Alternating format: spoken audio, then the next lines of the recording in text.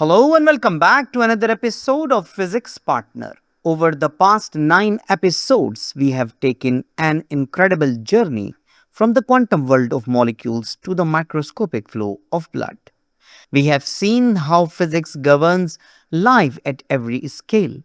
Now, for our final episode, it's time to look ahead and see how this knowledge is transforming our world. We are moving from understanding life's principles to actively design them.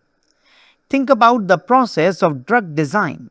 In the past, finding a new medicine was like trying to fix a car by throwing random tools at it until something worked.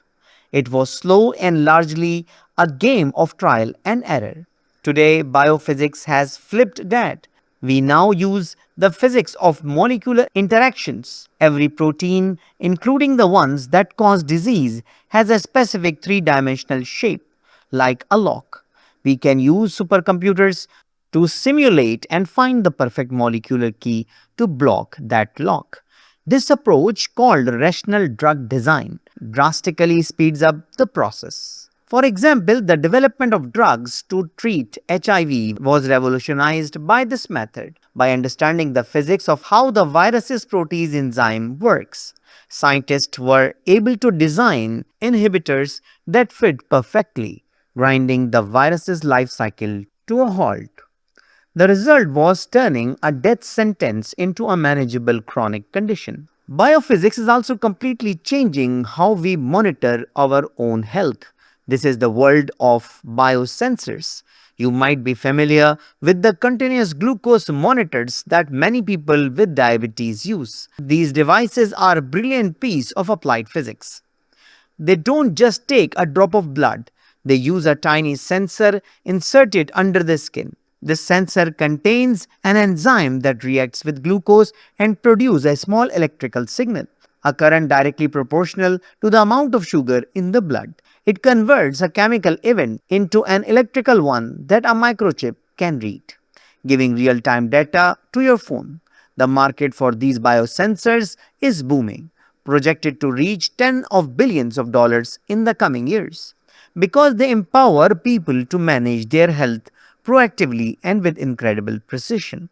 One of the most awe-inspiring applications, and a direct callback to our episode on nerve signals, is in neural interfaces. Imagine being able to read the electrical signals from the brain and translate them into commands for a computer or a robotic arm.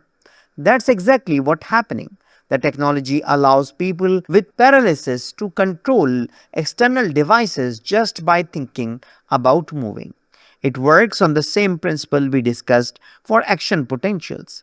The brain communicates through tiny electrical pulses. By placing a grid of microelectrodes on the surface of the brain, we can pick up these signals and use complex algorithms to decode the user's intention.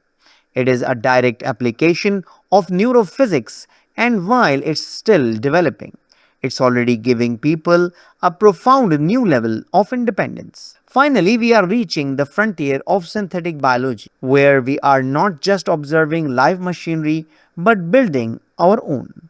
At its heart, synthetic biology is engineering on a molecular scale. It applies physical principles of control, energy, and information to DNA and cells. For example, bacteria are being engineered to produce biofuels like ethanol or even the precursors to jet fuel. Instead of drilling for oil, we are creating biological factories that take in sunlight or plant waste and convert it into fuel using chemical energy. This is the ultimate goal, using the physics of energy transfer and molecular machines to build a more sustainable and healthier future. The path to this future is paved with biophysics, and you now have a front row seat. So I think it's enough for today. So thank you very much for listening and watching. I hope you enjoyed the video. I hope this video is useful for you. So take care of yourself and don't hesitate to write an email if you have any question, query, suggestion, and even classes are required. Take care of yourself meanwhile. See you in the next video. Goodbye.